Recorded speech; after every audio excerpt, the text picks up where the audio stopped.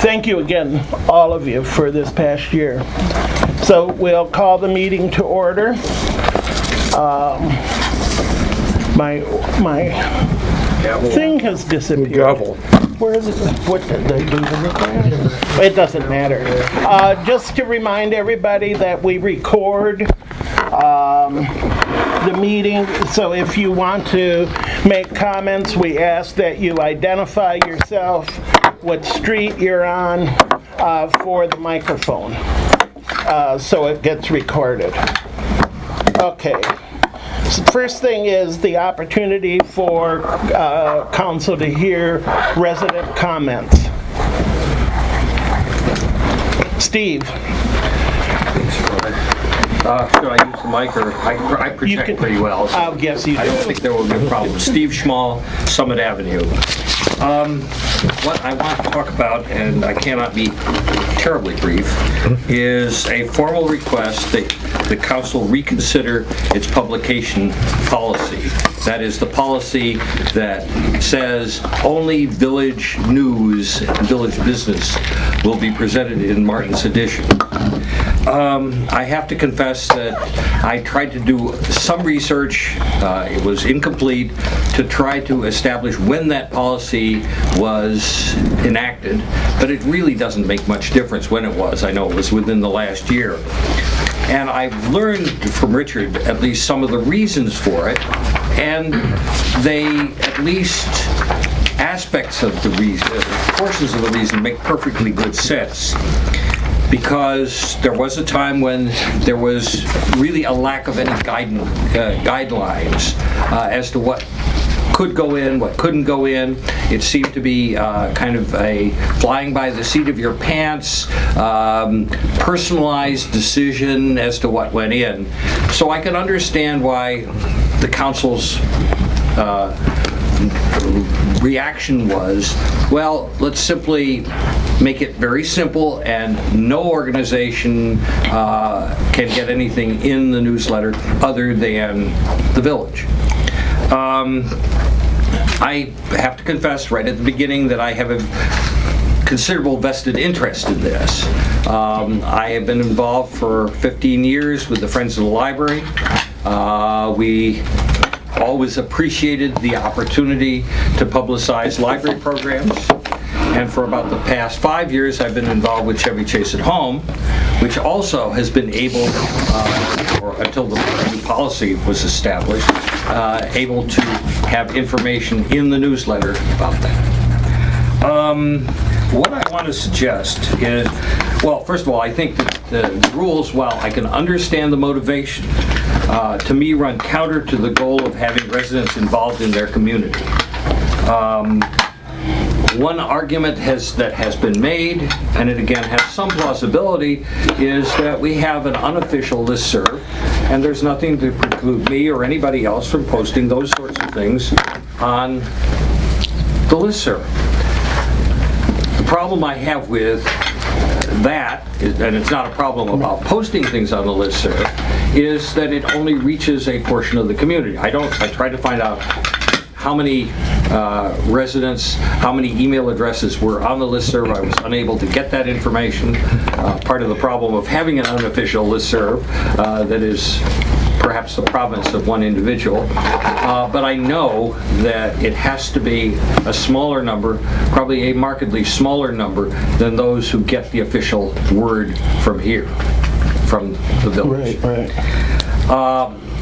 I think what is necessary is not the exclusion of all non-village information, but instead the development of some viable guidelines. And I at least have a few thoughts about that. The first one, I think, is a fairly simple thing, and that is the promotion of for-profit businesses should not be allowed. Even if it involves residents. I think that's simply a very slippery slope. The question at that point becomes one of, is the village endorsing those kinds of businesses by having information in there, especially where it's benefiting individual residents financially? Beyond that, I think the guidelines can be drafted to allow information from governmental institutions, such as the schools and the library, and also nonprofits that have a substantial presence in Martin's Edition, one of which happens to be Chevy Chase at Home. So anyway, I really strongly urge the council to reconsider the policy. And I will be happy to work with you on guidelines. Thank you. Thank you. You know, our decision was made not out of hatred. It was made because we had so much village business going on that including non-village business seemed to dilute the effectiveness of the newsletter. And there have been certain groups like MANA, Chevy Chase at Home, and are the two I can think of right offhand, who really benefited from, or at least liked using the newsletter to get information out. I think that what you're saying is looking at some guidelines so that we're not the voice of everything, if it's limited.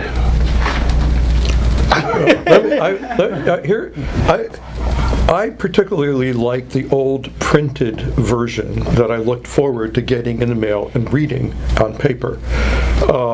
It was chatty, it had news, it had village information as well as other kinds of information. Personal, who's moving, who's coming, who's going. And I would like to see more of that. The question is the newsletter to be like the Federal Register? And if anyone has looked at the Federal Register, it's not a fun read. It's what the government puts out and is required to put out. Or should it be more chatty, more newsworthy, more information in there? I would personally like to see more of that. There are questions of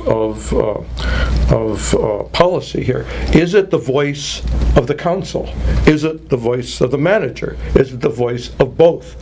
Who is the speaker here? Who, in a sense, who owns it?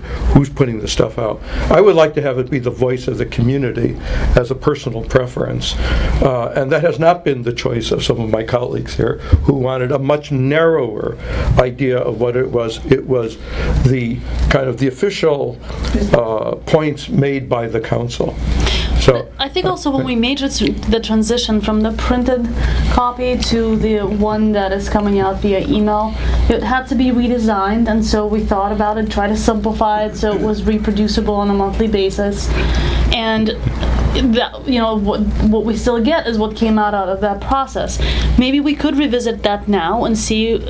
We have two people who are here now, comfortable with the process that we have in place, to see if we can make some tweaks to it to enable a community to have a voice in there as well. I'm sorry. Naomi had her hand up. Go ahead.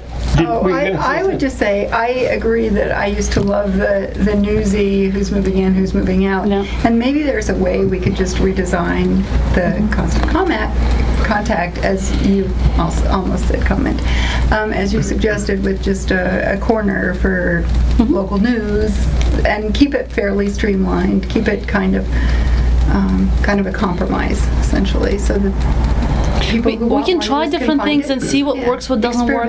It's a living thing. Tiffany, you have something to say? Of course. Naomi had something to say.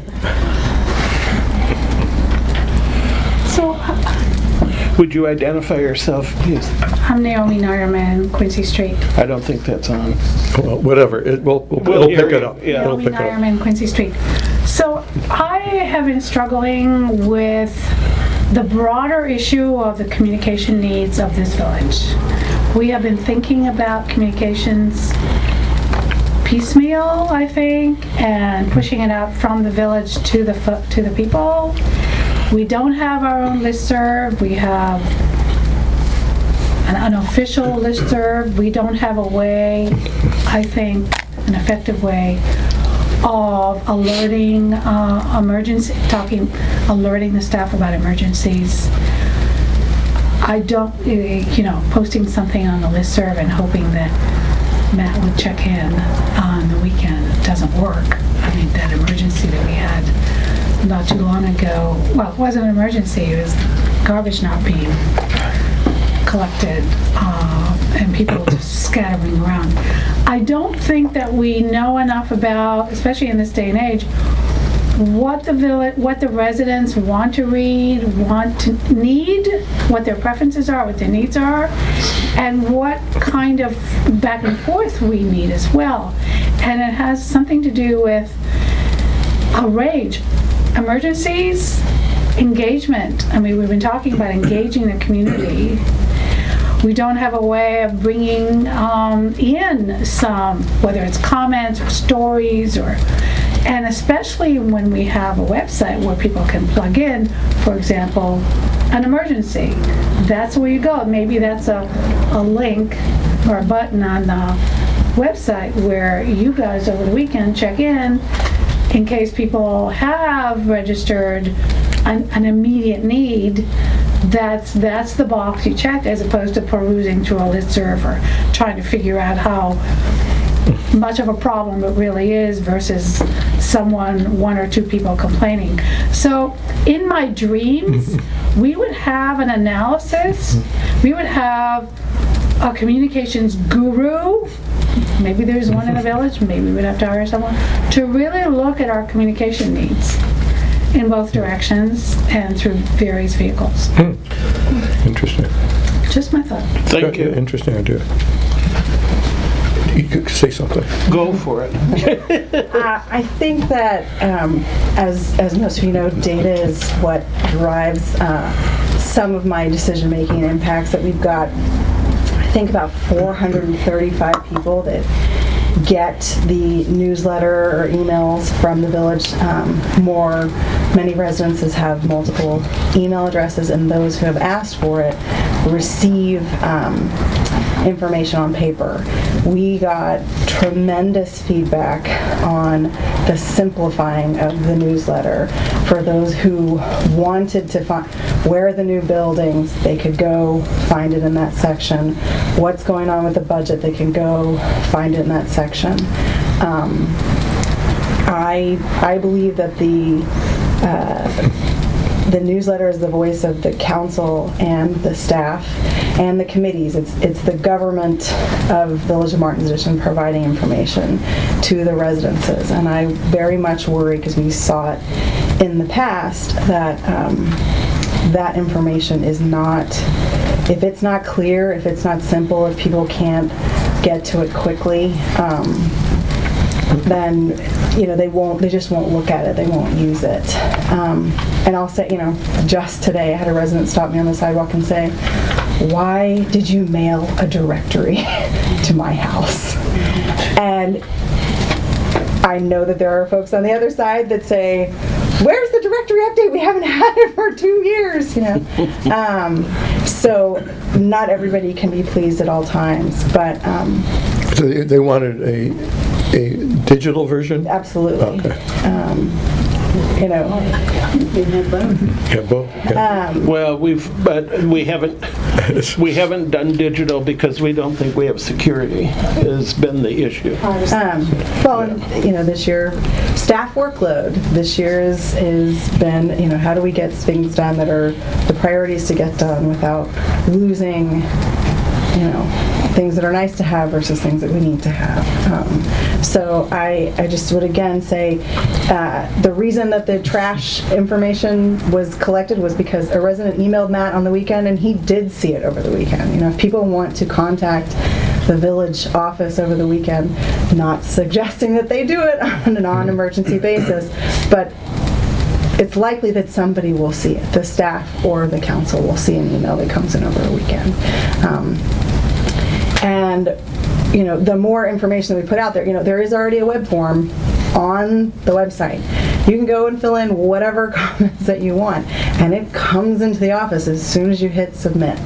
I think, again, just having data is important, and I don't want to lose the voice of the council and what's important to the council and what we're required by our code, like new building constructions, like public announcements. I don't want that stuff to be lost. I also don't want the staff to be chasing around residents who don't want to provide information about their kids when they move in, because they're not there yet. It's not their thing. And we've had that. Well, why isn't there new information about a neighbor? Because they didn't want to give it. That was their choice not to provide it. And I don't want Beth or Matt to be put in a situation where they're trying to chase down something that a resident is choosing, which is their right to choose not to purchase. Other comments? I would like to make, by the way, one other comment. You may.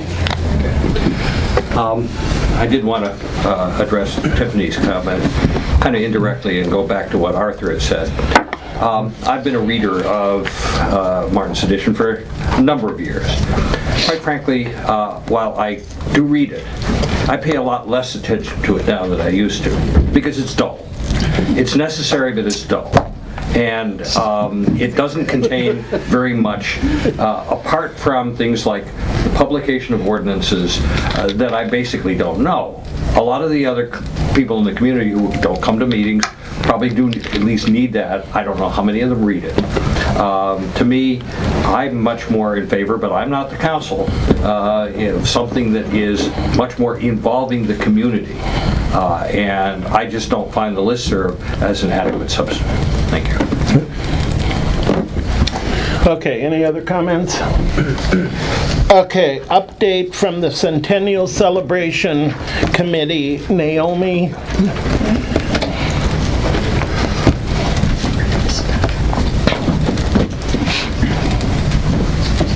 So,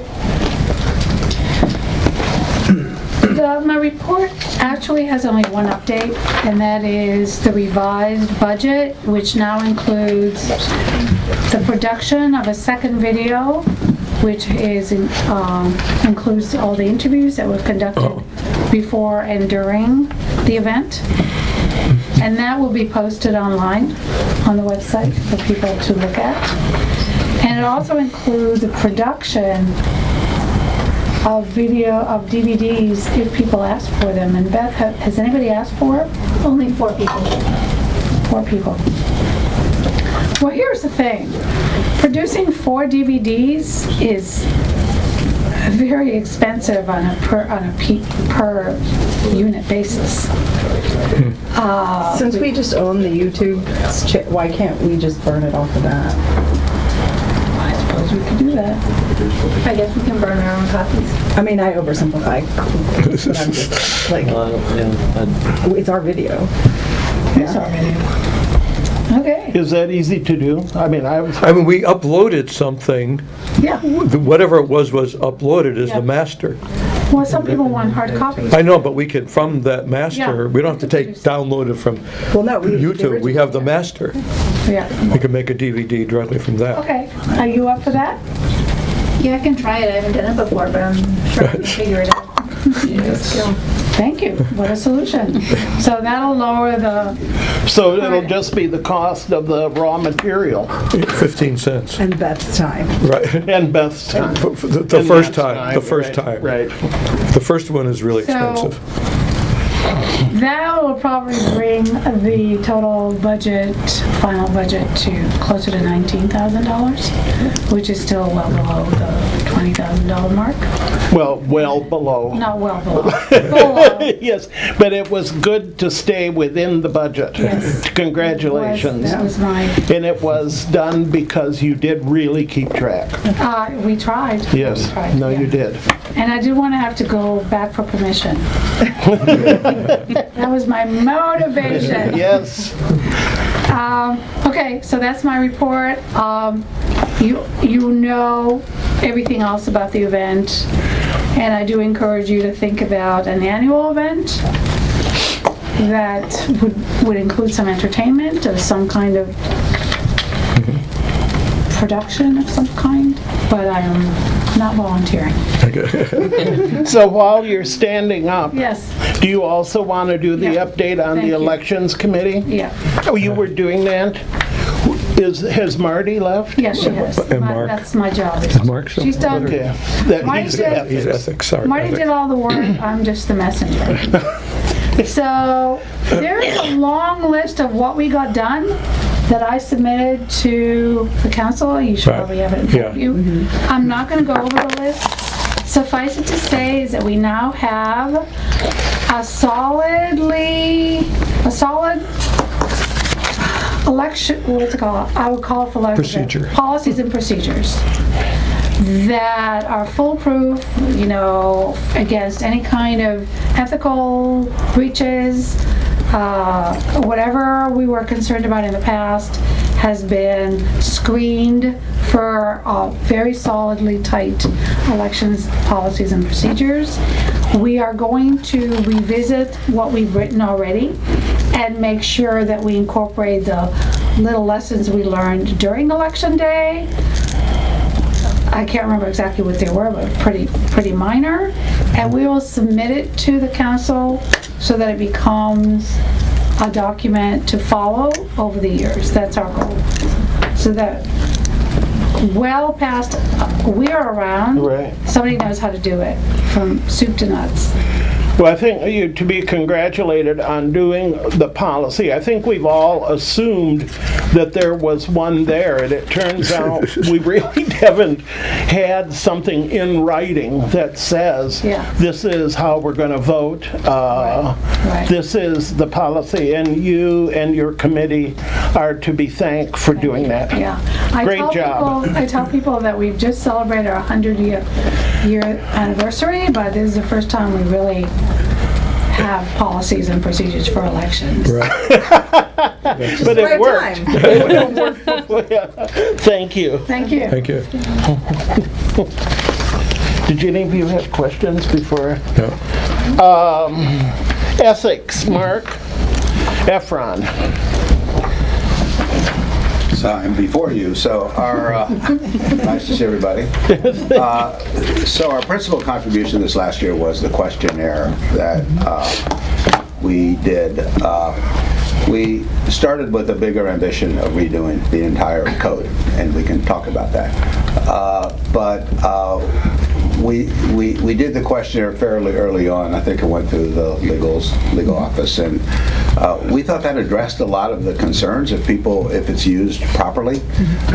We are determined to go back and revisit the entire code, but the three of us got busy doing other things, and we sort of rested on the laurels of the questionnaire. So if it's the same committee or if it's not, we still recommend that somebody goes through and tries to bring in the entire code.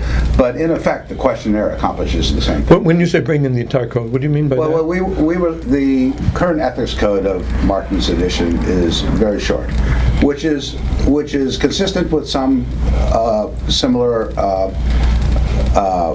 communities, but is inconsistent with other ones. So there was a thought that there's also a Maryland state model code for communities, and to be safe, if you were trying to be entirely safe, you could adopt the entire model code with certain portions of it cut out that were not applicable to Martin's edition.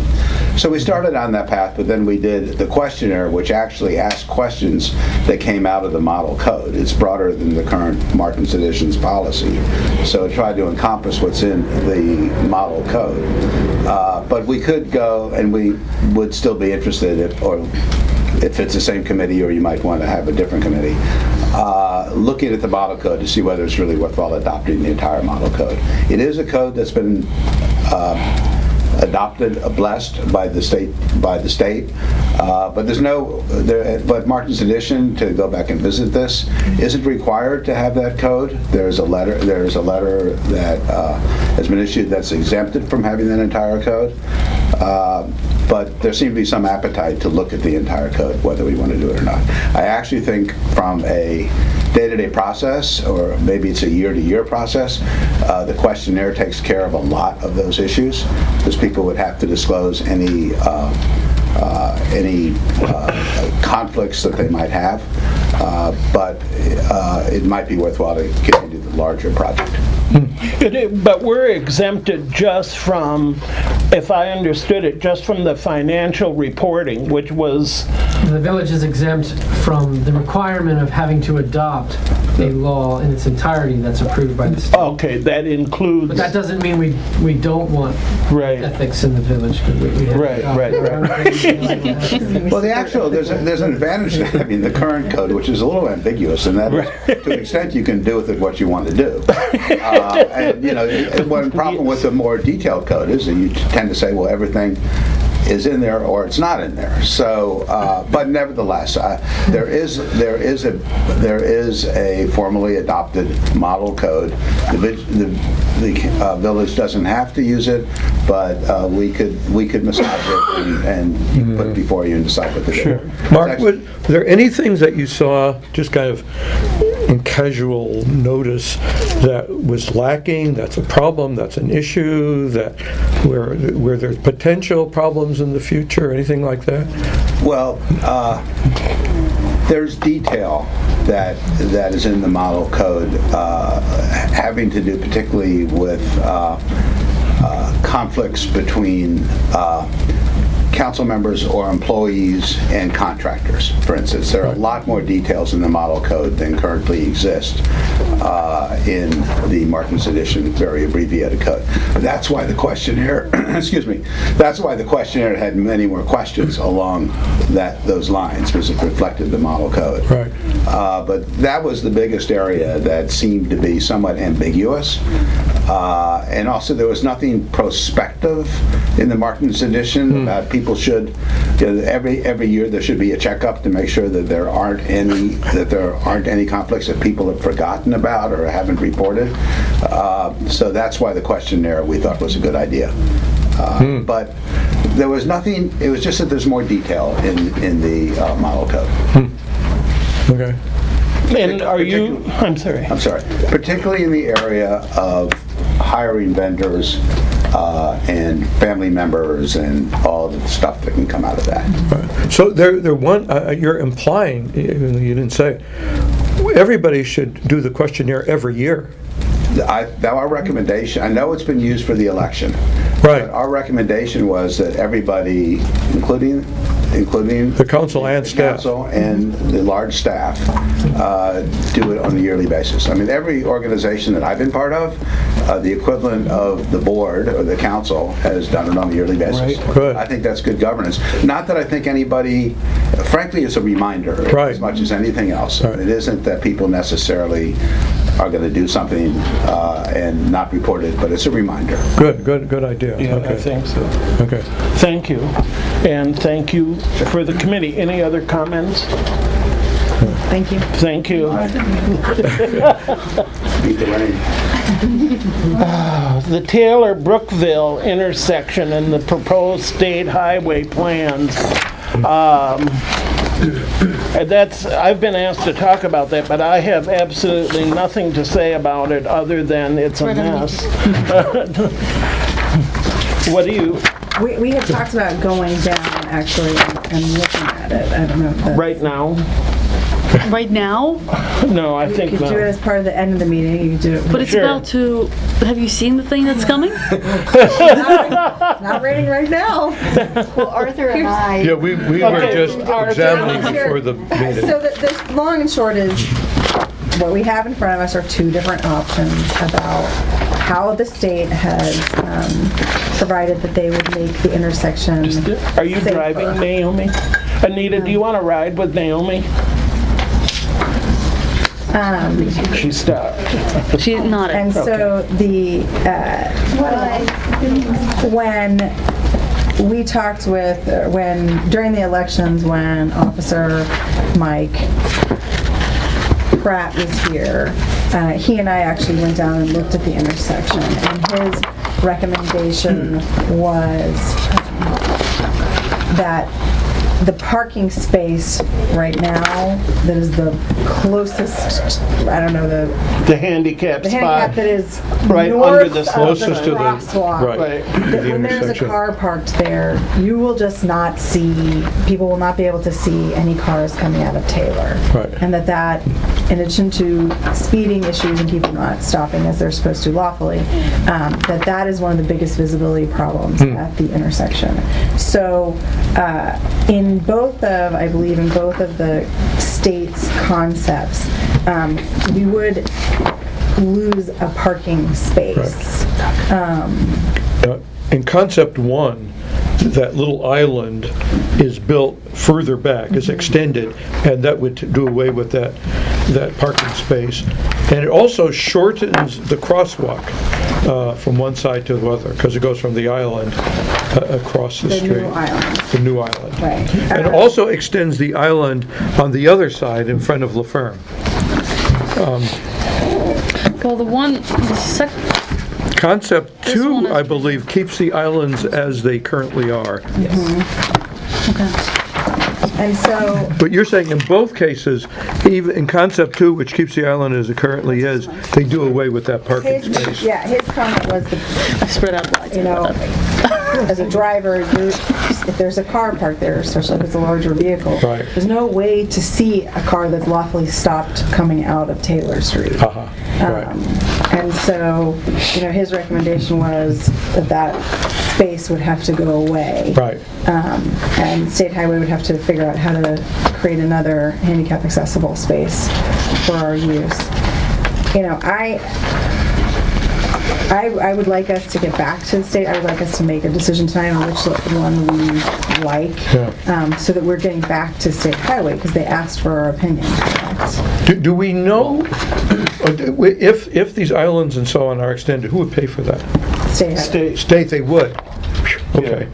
Okay, so the only difference, right, is this part here. The extension, Okay. the island. And then yeah. extending this thing a little bit wider, in one of the options. Yeah, and on concept 1, over in La Ferme, this Right, is yes. extended, and it's extended on But this that's side.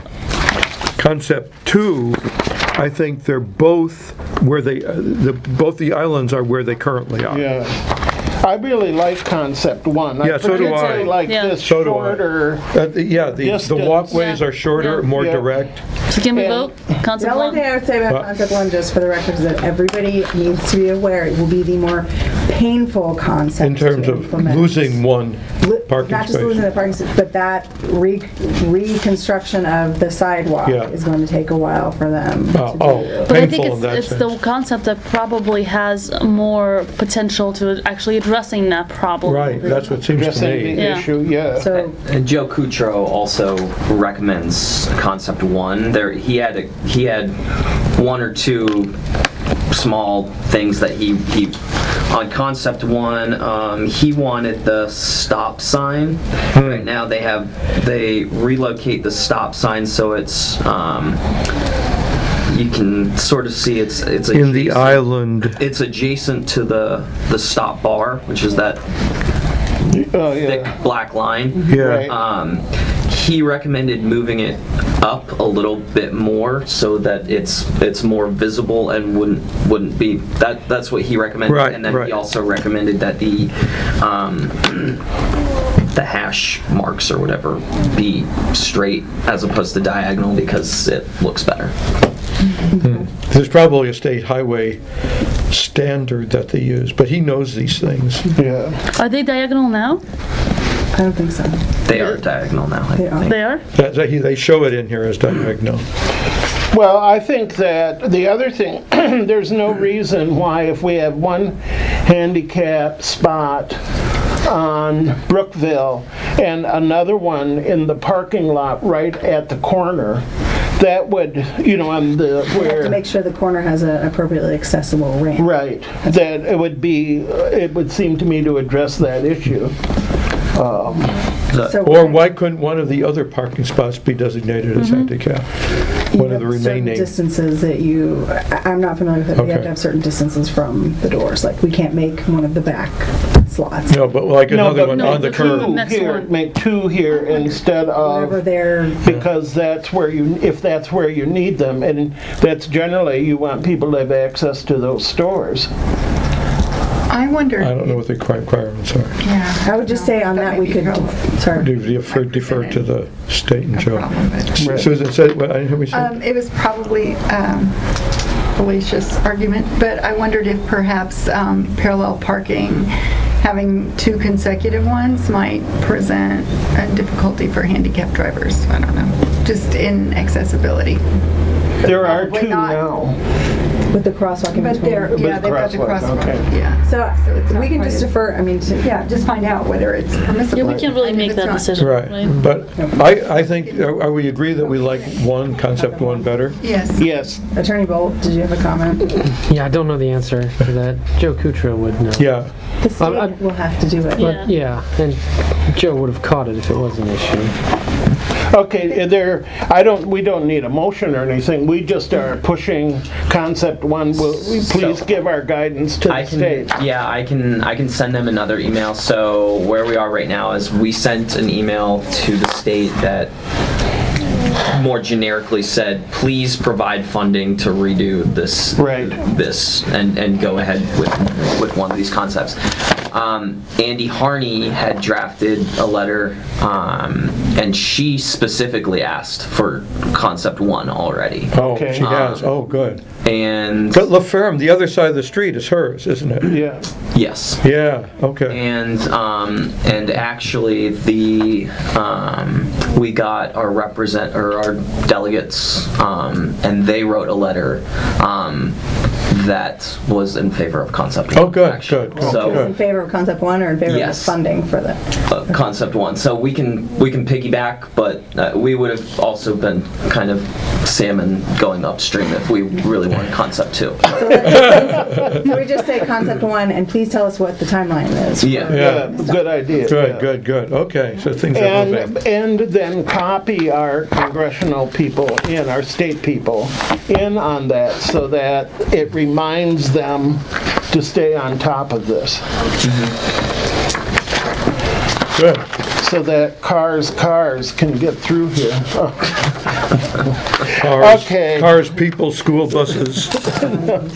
Action on the annual meeting minutes. They were Yo. approved.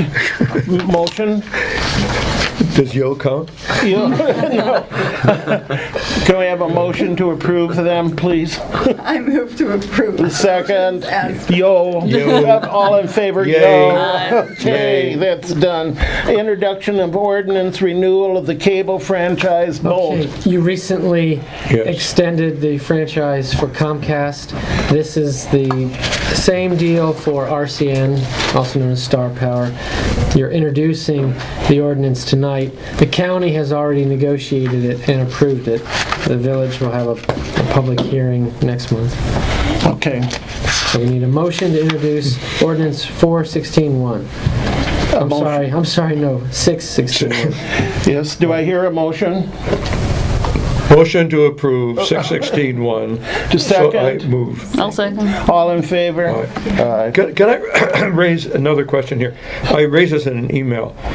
What are they called? Uncodified ordinances? Yes.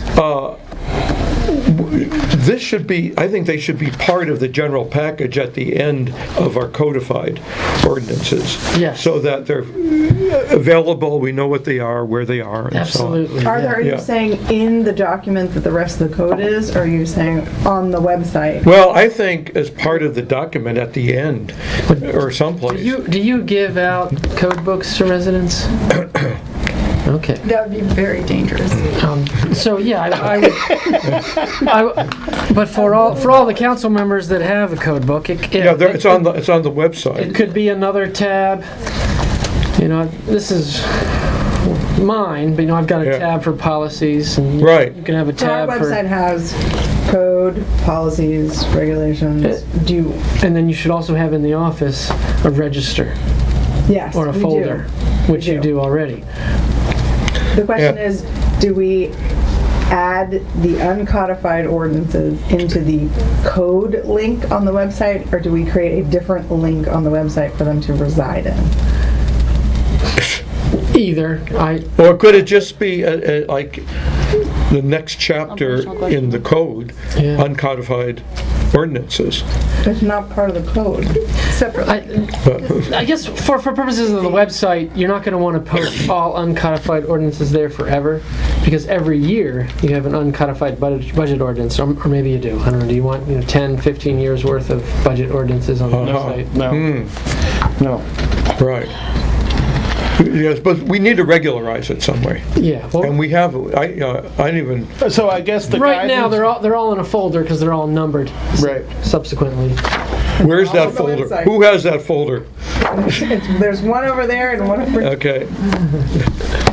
And there's Matt looking Well, at... do we want it right now? No, But it should be available to the public. Easily.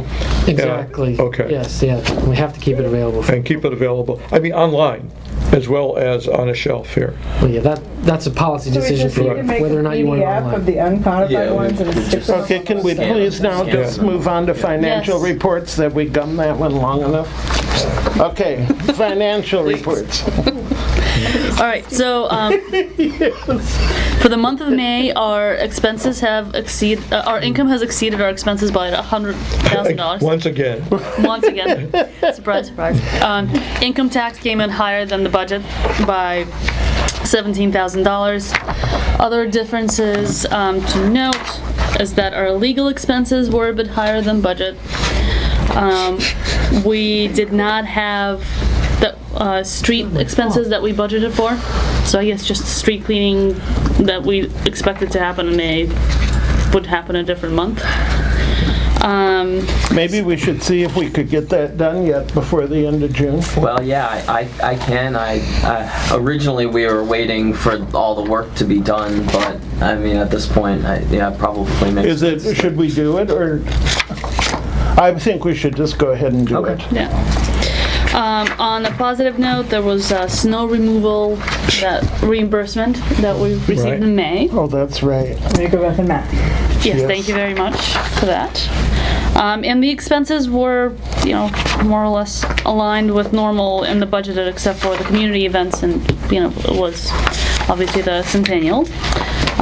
So we spent a total of $53,000, and our net income for the month is $101,000. Overall, we're in great shape, even better than we were last month. Wow. So is there a motion to approve the financial reports as presented? Yo. Second? All in favor? Yo. Okay, next. There are a couple of budget amendments in there, Legal fees? legal fees and building administration. There are budget amendments Yep. Looks like it. that we have to include. Dan said that a couple of those two items we were gonna go over budget by the end of this fiscal year. Okay. So that we need to add money. Yeah, so it looks like we need to add $15,000 for the legal category and $21,950 to the building review and permitting fees category. Okay, is there a motion to approve those additions of $15,000 for legal and $21,950 for professional building review and permit I will fees? motion. Second? Second. Any discussion? All in favor? Aye. Opposed? Anything else? No. For financial? Public hearing on ordinance to amend Chapter 7 of the Village Code, adding a council for the Ethics Committee. And other amendments. And other miscellaneous. Is this under 416-1? Yes, tab 8. Yes. And so This is the final, right? This has already been introduced. We've had a public hearing Public hearing is scheduled for tonight. tonight, so any comments on these proposed amendments? So, can we talk about porches? Oh, is setback. this porches in here? And the established building line mark. 7402, this is on page 9, right? Yep, If I'm correct. you are. So what I wanted to bring up is, if we have the 25-foot setback rule that I guess Montgomery County has, and then you can have a 10-foot porch in front of that? 9-foot projection, 9-foot projection. So that would make the house only 14 feet. 16 feet, Not but still 16. very little from the 16 street. From the, And so I from the wanted right to. of way. The house, an unenclosed porch. Well, The porch. one could Clarity. one could argue. I think that visually, I would certainly. To me, it looks like the house is 16 Right. feet away from the street. So I just wanted to bring it back up for discussion to yeah. see how we feel Well, about that. you and Susan have suggested that that's too close. Yes. It seems unnecessarily Yes. large in order, it seems like it wouldn't be necessary for the enjoyment of a porch. And the downside is it really does create a very short setback, although it's not technically a setback, I realize. It's a very short space between. But the way that people perceive things Yeah. visually can be different, right? So you can, even if it's unenclosed, it still protrudes. Right. So do you have any comment on that? They're suggesting that the porch that's 16 feet from the front run, from the setback, from the right of way, from the sidewalk, visually is too close to the sidewalk. Do you have any sense about that? I visually agree with it, which is why when I brought up the EBL recommendations, I also suggested you look at the porch, because if you strike existing homes from the EBL, then people can build a 9-foot porch with no variance. Right. So I thought maybe you would want to look at those two, not as a one unit, but separate units, one affecting the other. But it seems to me that if you have 25-foot setback with a 9-foot porch, and everybody else is maybe farther back, it is, buildings are going like this. And visually, it's constricting. Right. And when you walk down the street and you see a porch 16 feet from the sidewalk, does that, you suggest, I haven't done it, I haven't actually taken out my tape measure and walked down the street. You're saying that it looks close I think it to the looks very sidewalk. close.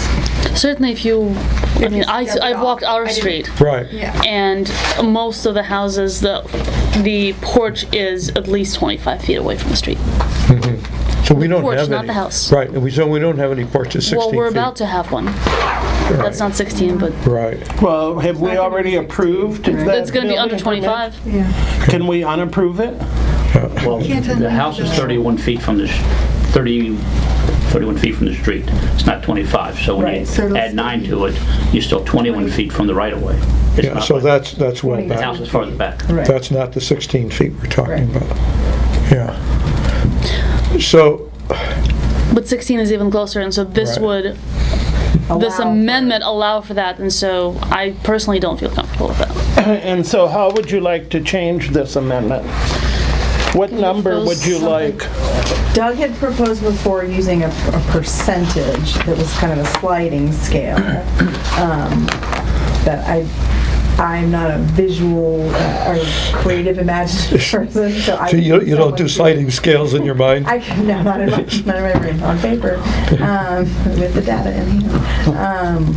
I think it would help to see if the sliding scale might, assuage some of the concerns. The one thing I would say is that, in order for a porch, Susan and I measured, like my porch, which is actually a small porch on a non-conforming building. And my porch is actually like 8.5 feet deep. So How far are you from the right of way? Do you know? further back, but, Okay. the issue of you can't just regulate the size. You can't say, we can only have people build 5-foot porches. Right, Because right. then you'd be killing any Right. usable. Yeah. Well, I would beg to differ on that point, too. But I have a 4.5. okay. You don't have a seat or a table. Yeah, but what you're saying, what the objection is that a a porch that is 16 feet from the sidewalk is too close. Regardless of how big the porch Regardless of is. how deep the Yes. porch is. Right. I don't To me, care how it's not big about the width of the is. porch. It's the depth If you of have the front space yard. on your lot to have a 15-foot porch, great. Yeah. Right. So, But if you don't, you don't. so what you're suggesting is that we need a absolute setback that is Well, greater than 16 Yes, feet? that's what I would like. Okay. Yes. Done. Right. In a prior draft, Yeah.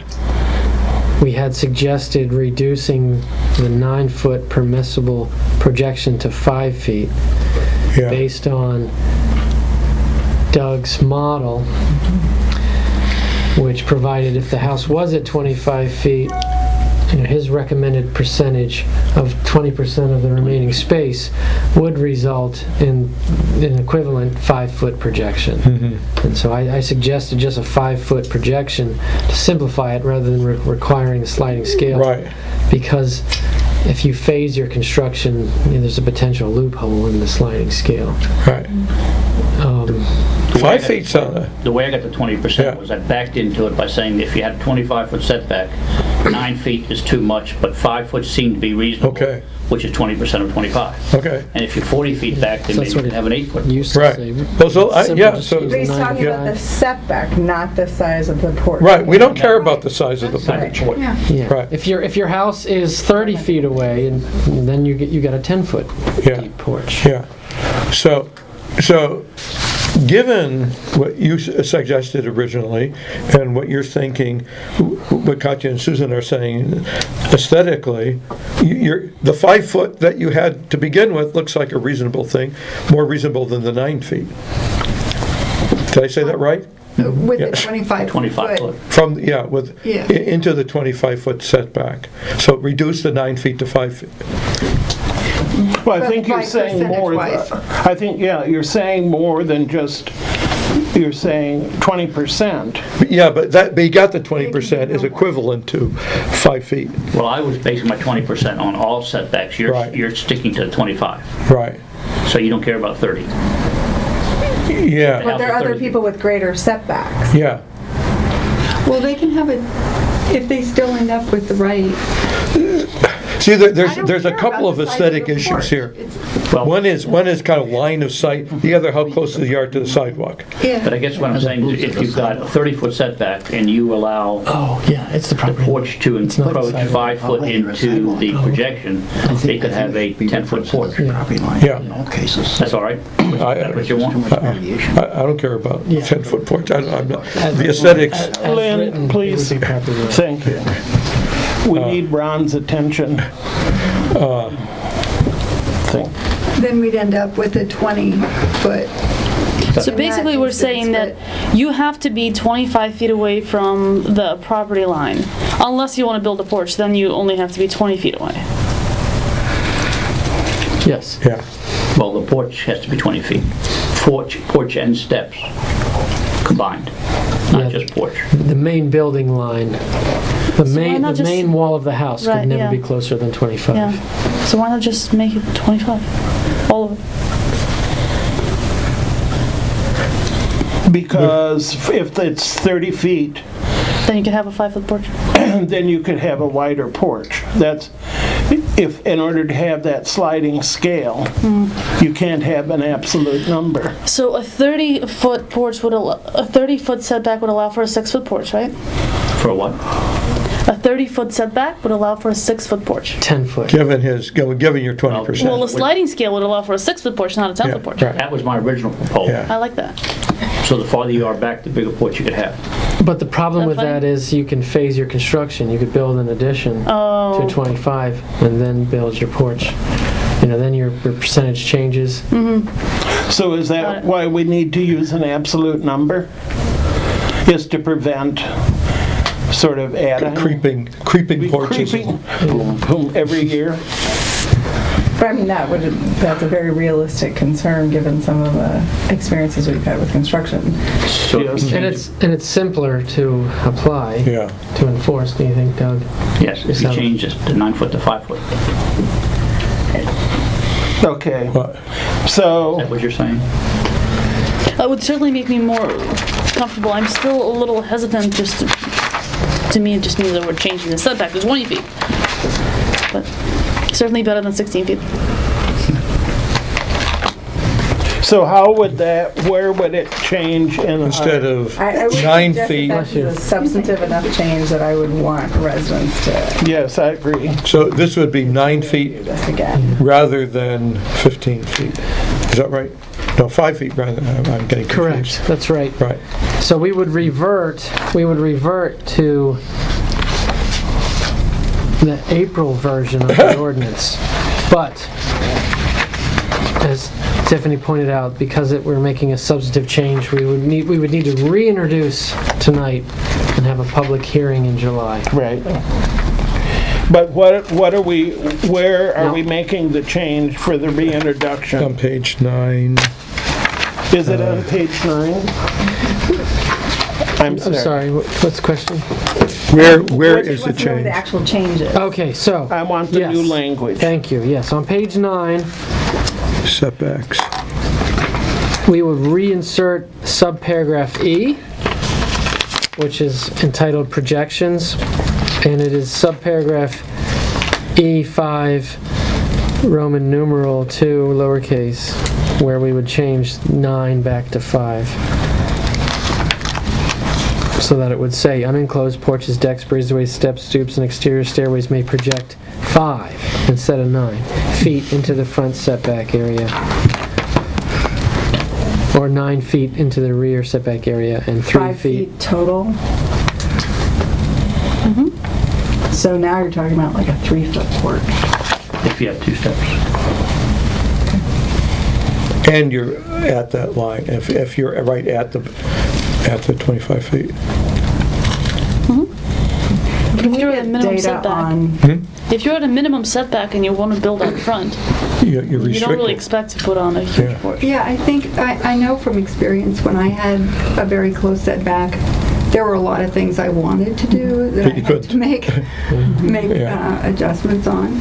That's just a reality of having Yeah. a Right. small front yard, and you deal with it. Regarding data, it would be useful to know how many houses you'd render non-conforming with this change to help you assess whether Get out your tape measure. It would because be Raymond preserving. is not Raymond and Bradley are not Typical. Taylor, Thornapple. Like their lots are much smaller. So many of our variances have come from up here. Yeah. And I just think it's important for us to be able to have an idea of how many houses we throw into that non-conforming bucket. I can calculate it or estimate it. But, I mean, we haven't had this problem. Yeah, we have, Well, the one, we have the Twice. one. Twice, in this year. Well, the one on Raymond Street, and what's the other one? Turner. right here. Oh, right down the Which is street. coming up later, Right. I think. But in all the years, these are the only 2 of that We had type. the same, we had setback porch issues on the corner of Summit and, Where we had the variant, we had a variance hearing on that. Oh, Yeah. yeah, another option is to approve the ordinance tonight without the EBL stuff. And then change the, And just revisit the EBL material as a later. separate item. Yeah. I think that's. Yeah, let's do that. I think this requires some more consideration, this whole EBL stuff. As you keep saying, it's the biggest problem we've had with variances. But you could take care of Doug's other issues tonight. Okay. So the ordinance that would be adopted tonight would be amended to exclude the edits to section 7402 and the new definition of new construction under 7101. Okay. I move that we approve ordinance 4-16-1 as amended. Second. Yay, aye, All in favor? aye. Aye. Opposed? Okay, that's a nice solution. That was a... So we return Yeah. to this question. So I would just like to ask, after we had to almost immediately on an emergency basis approve the porch for Mike, I don't see anything there. Hasn't started yet. They did do the stuccoing first. So. Right. Yeah, but They did the stuccoing, then they made a hole in it, so it looked like maybe the hole is for some beam that will support the porch, and then they stuccoed over that hole. Just saying. Manager's report. All right. Some administrative matters. As we heard earlier, we had our celebration on the sidewalk last month. So thanks to everybody who showed up, all the volunteers, and the election committee, and especially Beth, and also Wayne C. Fowler, who everyone put a lot of time and effort and went off pretty much without a hitch. So, looking at our website,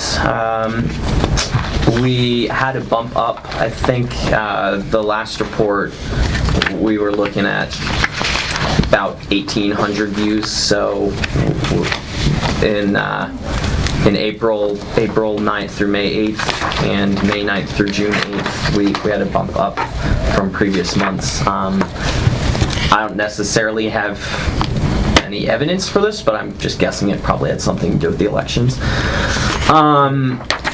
This also sort of addresses something that Naomi brought up earlier, contacting the office. We're staffed from at least 9 a.m. to 5 p.m. Monday through Friday, but we usually have someone here earlier than that and often later than that.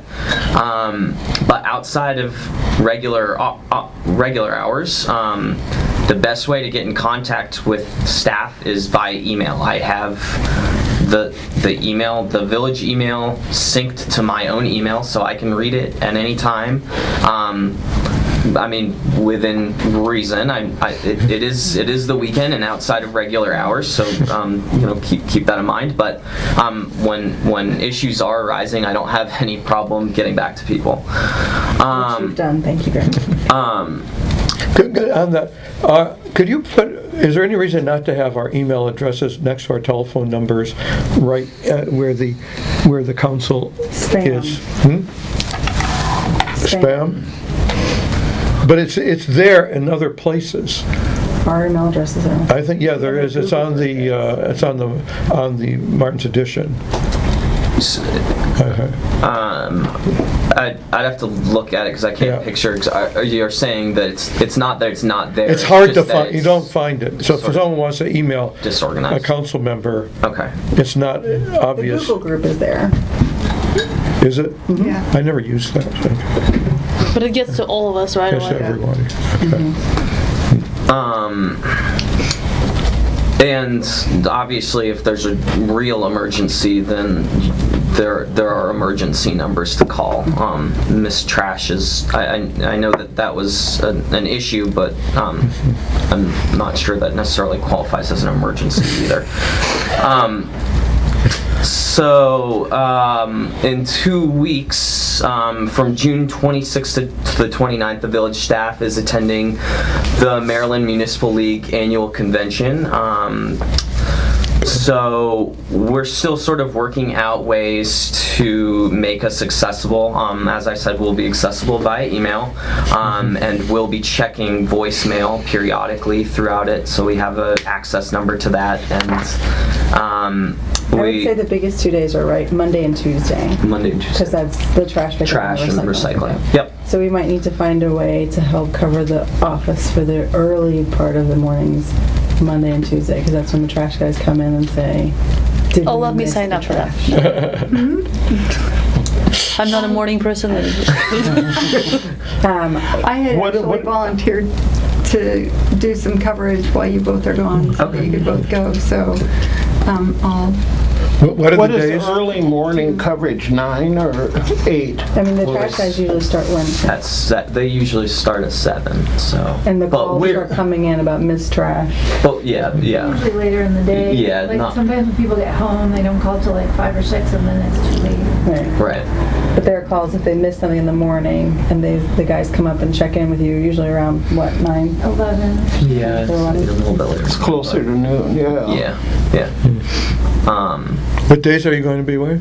The 26th, Sunday the 26th, and then Monday the Of June. 27th, Of June. the 28th, and the 29th, yep.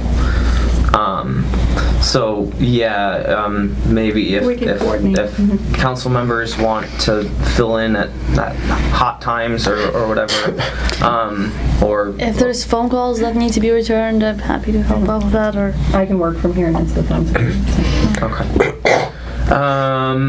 Newsletter, we sort of talked about that already. It's going out monthly online. We have a new village directory that's been mailed to residents, and there are plenty of extra copies here if people need them. Thank you, by the way, they look very nice. As we also talked about in the financials, the FEMA reimbursement, that was reviewed and approved, so we will receive a reimbursement check of a little over $17,000.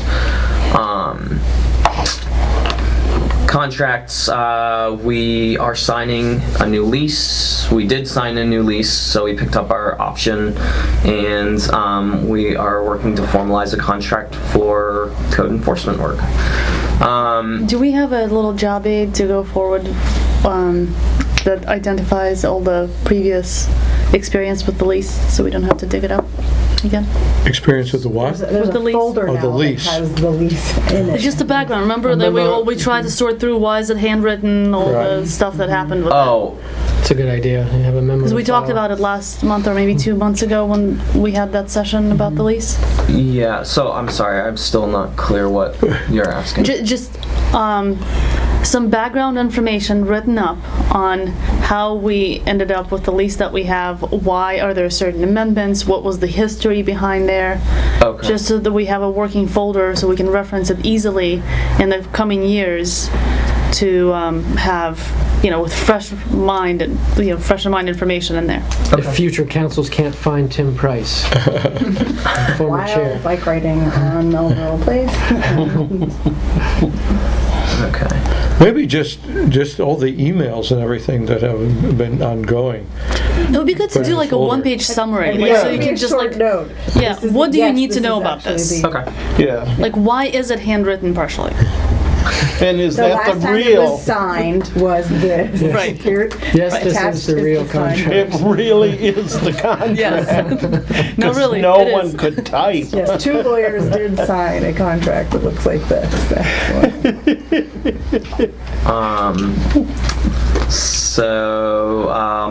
Utilities, we met with Dwayne Green, who's the construction inspector for WSSC, as well as Greg Staley, who is in charge at Rustler Construction, who's the contractor for the job, and Michael Alves, who leads Power Enterprises, who's the subcontractor for Quincy Street.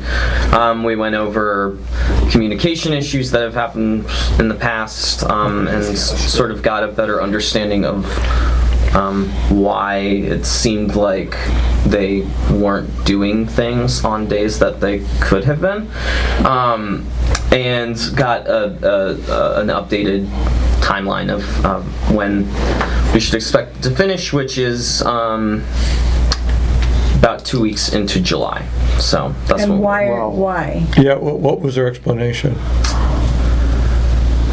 So they basically blamed it on the rain mostly in May.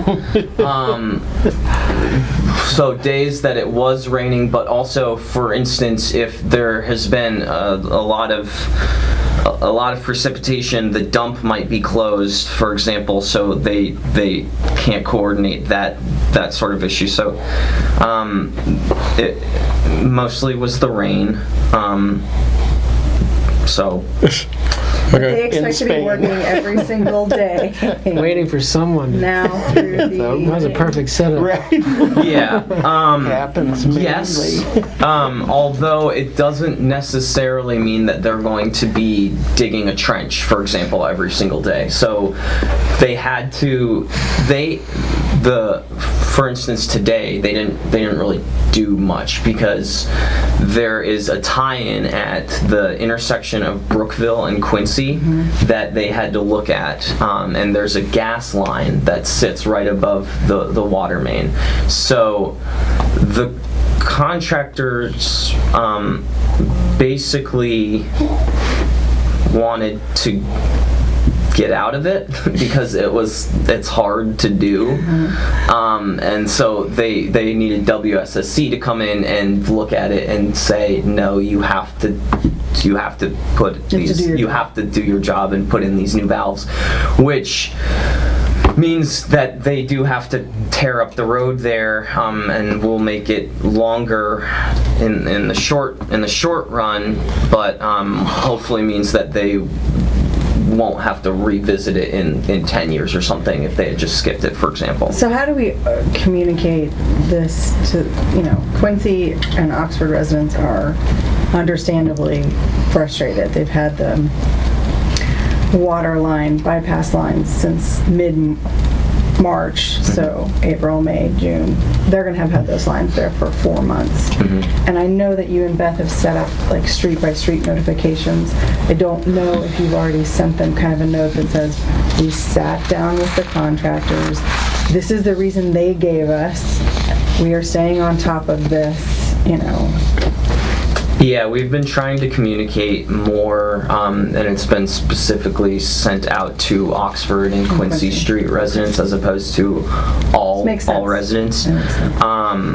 So we'll continue. Do to they know sort of that you've keep met them. with them? Like, I think it would be helpful for the residents to hear. We have met with the WSSC contract manager, the Wrestler contract manager, and The subcontractor. Okay. we have gone over the specific concerns of the delays and the continued, change in time frame. We had expressed concerns, whatever else needs to be said. Okay. So that residents know, it's not just a response to the concerns that are popping up. You guys are on them every day. Yeah.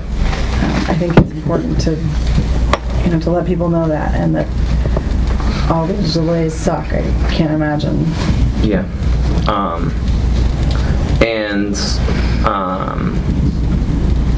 I think I put this in here later, but it's also fun because we got a notification from WSSC that the sewer mains need to be replaced in parts of Martin's Additions, and that includes Quincy Street. So that will be happening potentially this upcoming fall or next fall. So it's right at the intersection of Quincy and Oxford, and parts of Raymond Street and parts of Thornapple Street that need their sewer main replaced. Makes a lot of sense they didn't do that at the same time they were doing that. Yeah, that would have Well, it's a place to move those rocks. Yes. Other than Quincy Streets, Did they notify which parts of Thornapple and Raymond? Yeah, so Raymond's it's going to be in front of our house. Yeah, it's But isn't in front of our house? It's basically From the Brookville down half the street. I don't understand why it's just half They're going the to save street. the other half of the street for 2 years. Yeah, it's And on Thornapple, they're just little connection. Looks like connections. yeah, it's basically from Delfield, not dead end Delfield, but Delfield to Summit. Yeah. And just right at the corner there for some reason. Yeah, it looks like just Oxford. connections when you look on their map. But they also haven't, they're still in the development phase and haven't picked out a contractor or anything, so they couldn't give me a specific date on when our streets will be impacted by it. Sometime in the next 2 years. So maybe Quincy will actually enjoy a fully repaved street for a year before Right. it's dug Before up they again. tear it up Or again. 6 months. Well, yeah, that's A couple of weeks. That's what, yeah. The guy that I talked to, his name is Daryl Lipscomb, who's leading this project, and he at least made it seem to me like they would be willing to work with us around other projects we might be doing. So, once we And figure Rob that out. has some ideas how we can get in on their finding of their subcontractors for Right. whenever they go Right. over the timeline. I mean, the other Richard's thing. idea. The other thing is that this might be for later, but if we just pave the streets knowing they will get torn up, but at least then they have to restore them to brand new streets, and we already have the foundation. And we can't keep waiting and not Right. repay. Yeah, Right. but mostly that's, we have to get this done. Yeah. Agreed. All right, so the next utility is streetlights. Before you go on that, sorry. you had gotten an estimate from WSSC that was I got an estimate from Washington Gas, Washington not Gas, WSSC. sorry. For how much money they would give us. Right. Yes. And there were two questions, and Susan and I kind of zeroed in on the same thing. Are they actually covering the scope of work that they provided? And I think the answer to that initial question was yes, that the work plan numbers matched. And then the second question was their proposed solution actually going to cover the streets?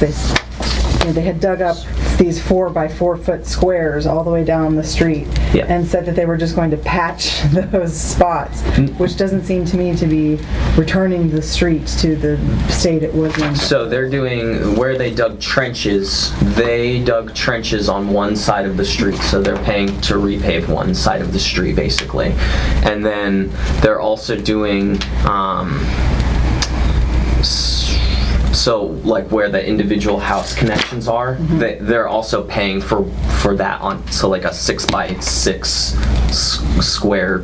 So like all of the concrete,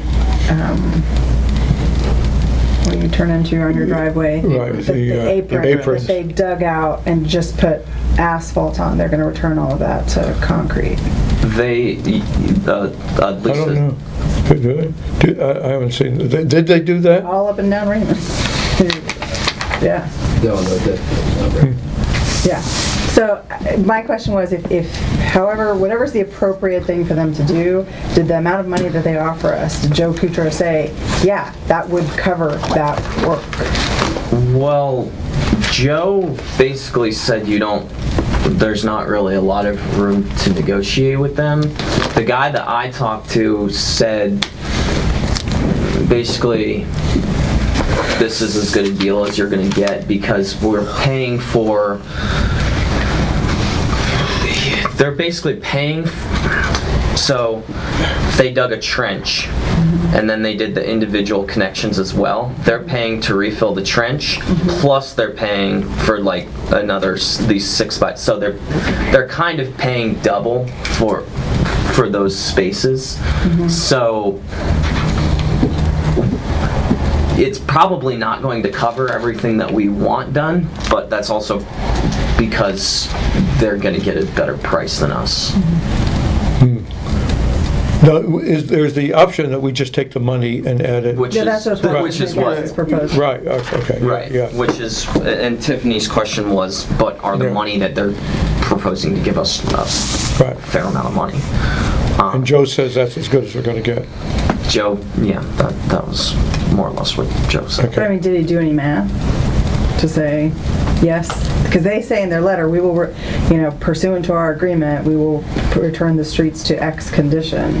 I would think that we should have an idea of what X condition is. And if we say it's 3 times what if we don't go back to them and say, you signed an agreement that said you would replace the streets to this level of condition, your payment, or your offering to us is not going to return the streets to that condition. If we don't at least say that, then of course they're going to just... Yeah, I mean... And that would be something that Joe ought to come in and say, that that's an adequate amount of money to return it to that condition. And if it's not, then we ought to say that's not an adequate amount of money.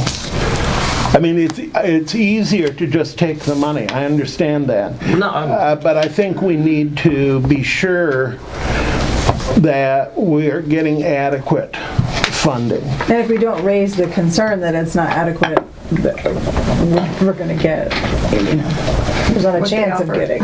Right. Getting what So I think Joe should look seriously at what they've proposed and where they've proposed their coverage, and is what they're proposing really adequate, as opposed to saying, well, we're not going to get any more, so we ought to be just happy with what we're getting, because you don't know if we're going to get any more. I mean, if we go back to them and say, this really sucks, like it's going to cost us twice as much as you've given us, and this isn't enough money. So they'll say, we'll pay for it ourselves. Right. No, I understand. Well, so, okay, that's fine. But Joe then also That's needs... a good point, too. Joe then needs to do, I guess, an assessment of the road, Right. like a true assessment of the roads to do that. Well, of where Just the the sections money, Yeah. Well, or is this, Doug, is this our spinning our wheels? I don't think well, I wouldn't take the first number they gave you right off the bat to begin with. And I guess on Monday or Tuesday, Matt gave me a copy of the WSSC letter. And I looked at it and ran a couple quick numbers. It seems like it might be in the ballpark, maybe a little low, but it's reasonable. The problem I had was, and I'm going off the top of my head, I don't remember, on Raymond Street, there's probably 15 of those 6x6 patches. Right. To me, you ought to get the whole street resurfaced.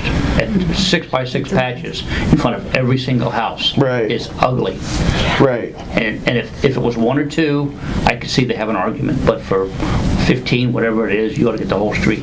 Also, doesn't it raise problems of there could be cracks, there could be not perfectly sealed and everything if you do the whole street? Yeah, just for the integrity of the surface. Yeah, right, I think they right. need to do But if it they're all. putting it back to the original conditions, 15 patches is not original. Okay, So I think That's they a have good more room point. for negotiation. Okay. okay. all right. Okay, moving on. So the next utility is street lighting. Petco sent an engineer to observe the layout of the village and to look at where we had proposed the seven or eight new lights. It's 8.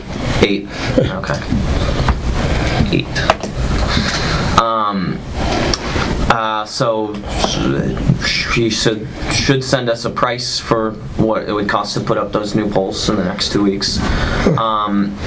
Scott Watson indicated in the past that it's about $2,000 a pole, which is And this is just for lights. Would they use those poles to string all their other cables on? Here it comes. I presume.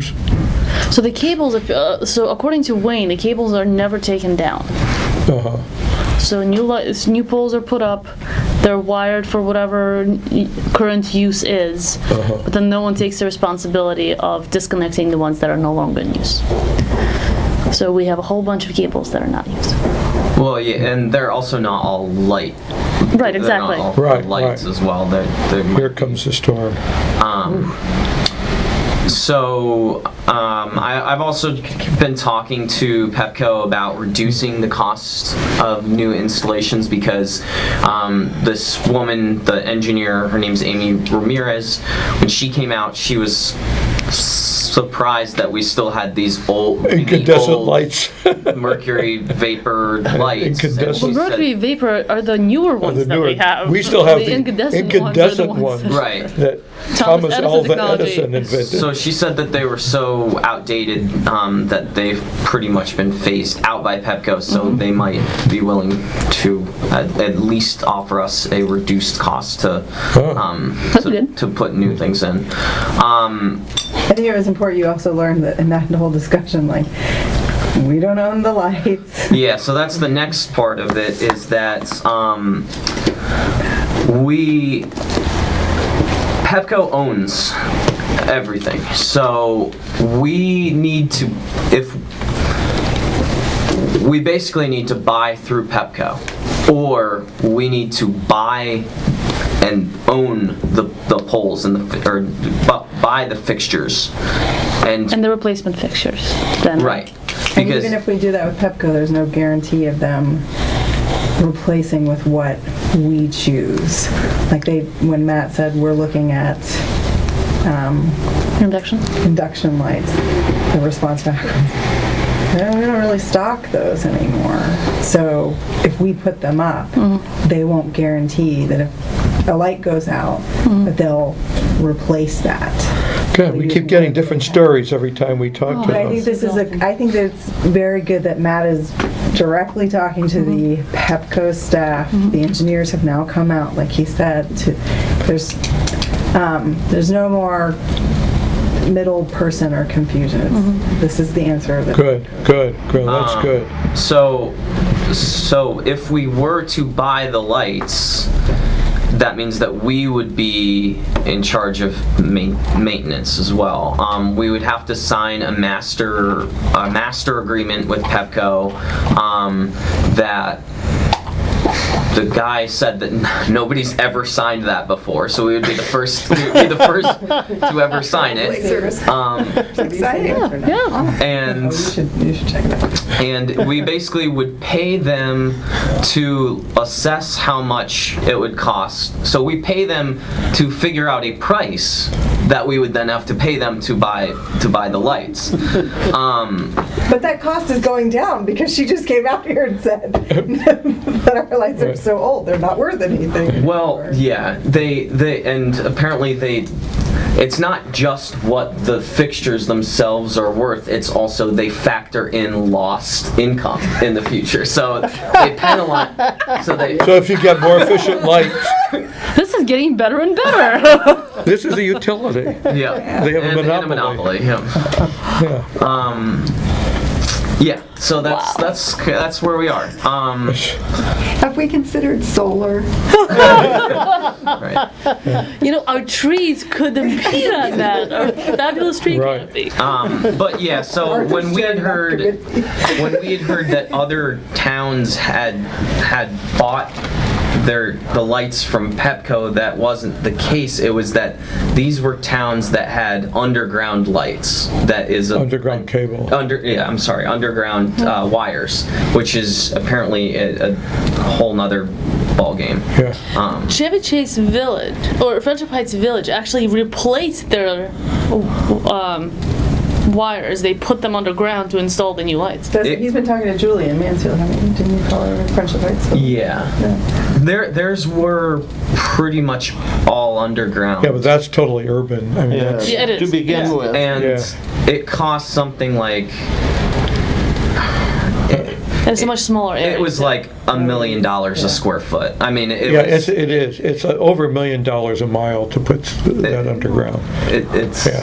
so I mean that's not Gotcha, we talking about couldn't really circles. it wouldn't be an option to try to do I wasn't underground suggesting we do it. wiring. Yeah. Right, pointing it out.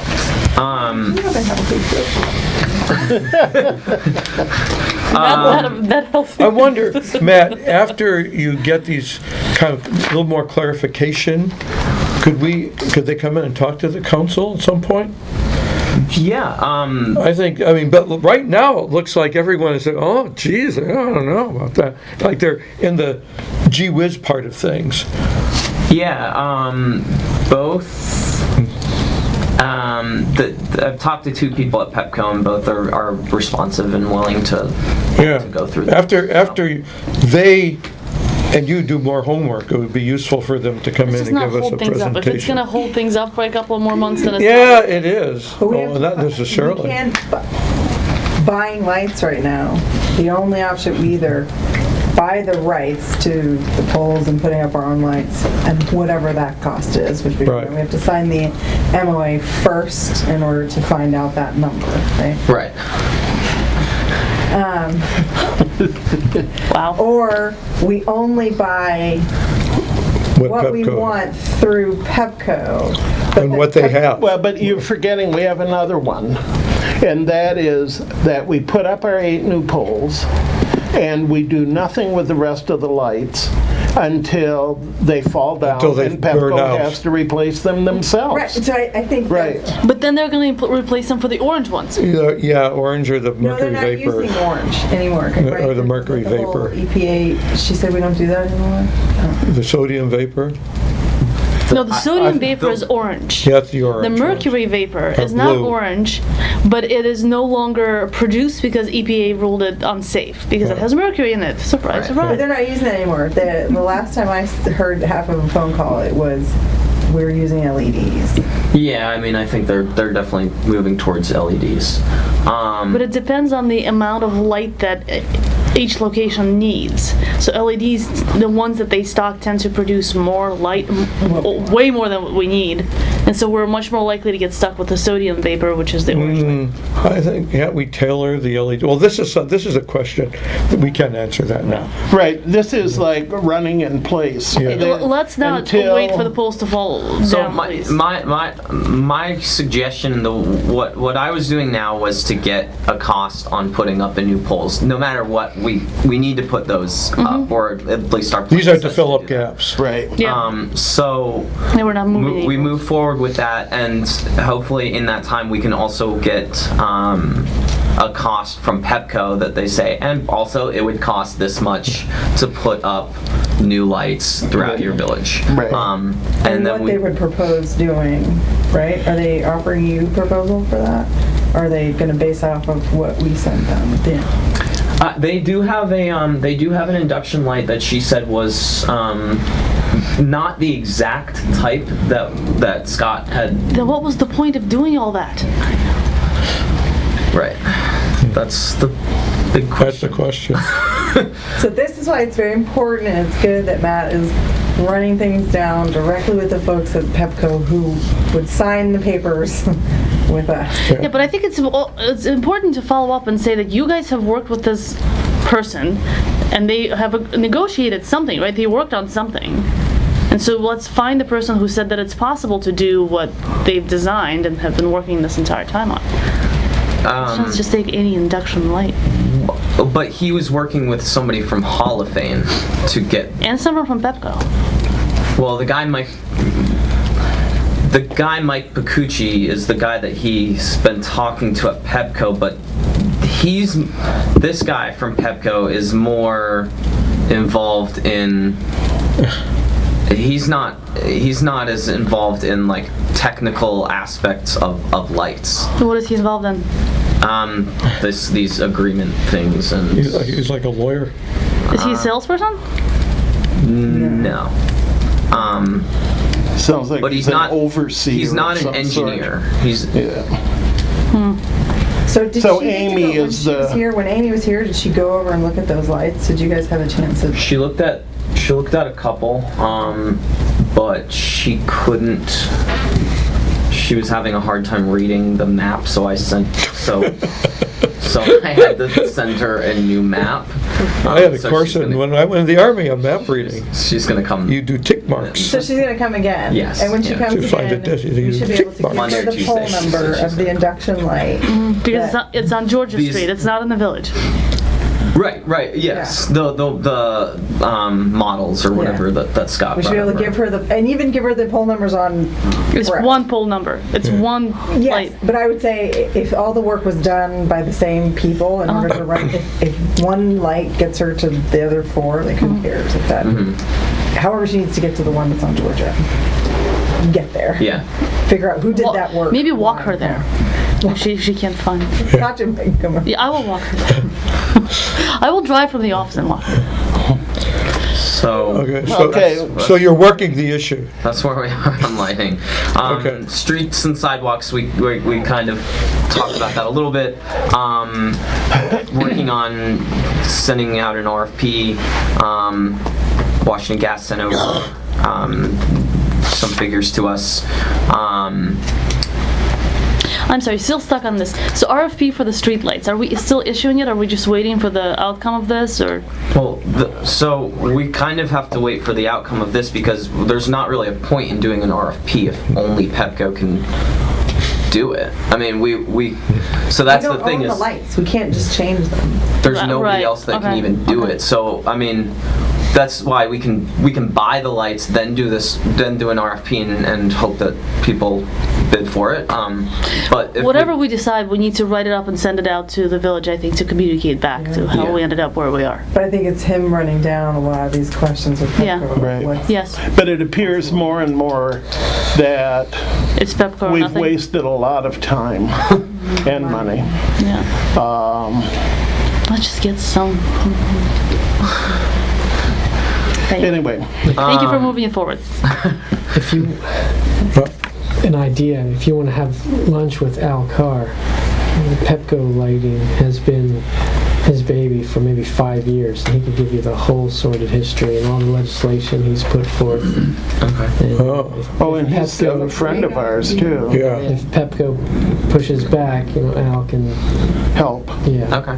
That's a good idea, Ron. Yeah. Thank Just you. getting straight answers is good. Yeah. Like, Okay. Great. So then the corner of Oxford and Quincy, I think Doug has an update.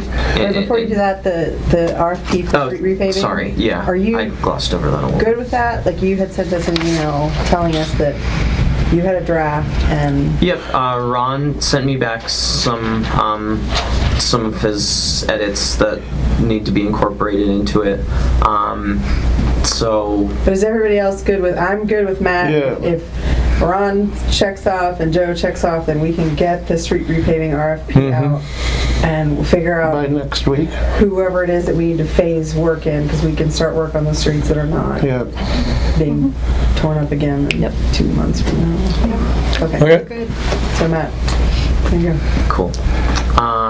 Corner of Oxford and Quincy, Doug has something on that in his report as well, but it's looking unlikely that they are going to move the storm drain, at least on their own.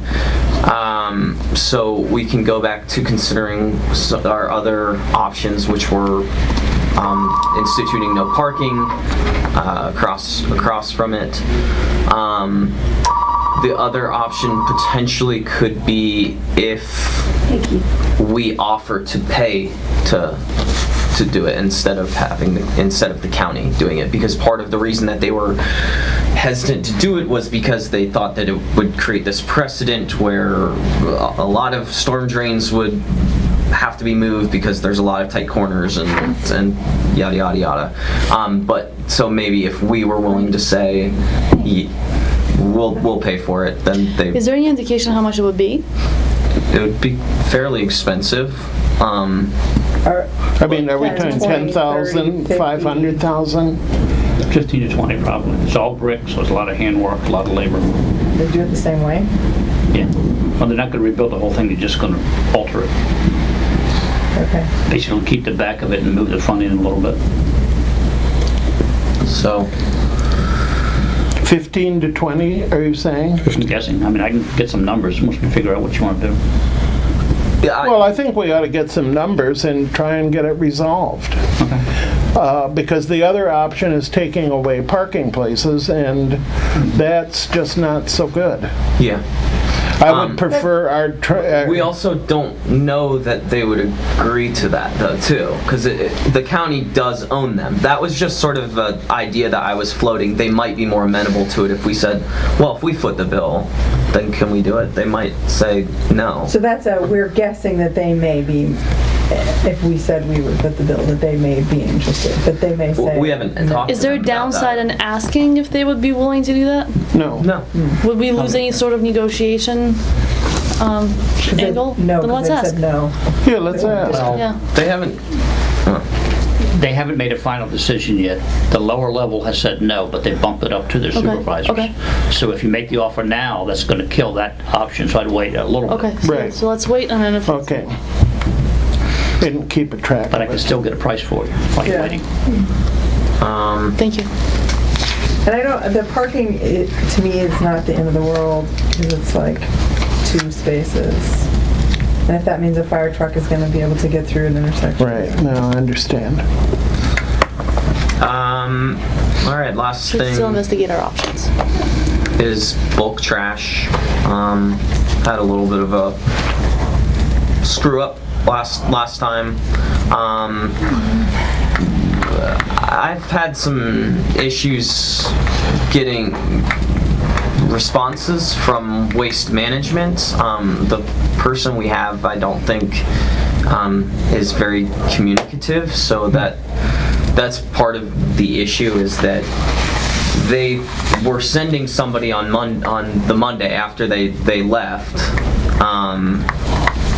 but they just never told us, so we didn't have any way of telling the residents because we didn't know that there was resolution to it. The other thing was that race was going on, and they didn't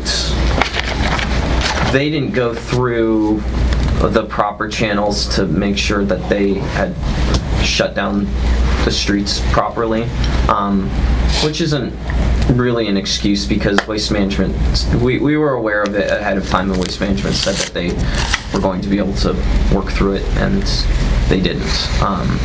But our next bulk trash pickup is July 9th. Have you talked to Waste Management about having somebody different to talk to?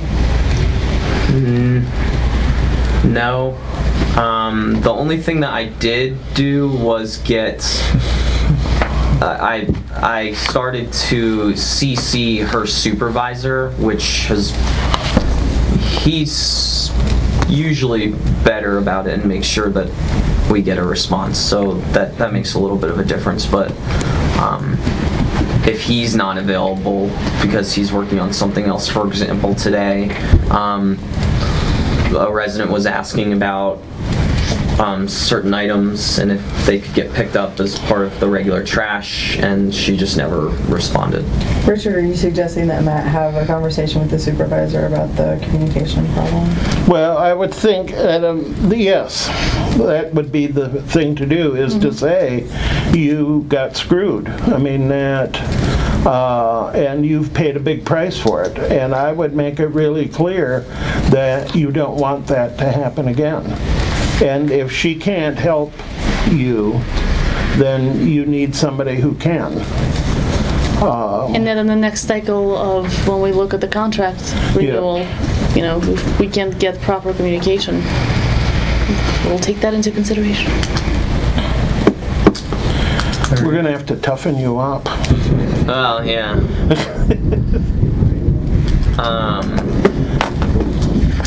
So that's the end of the manager's report. Okay.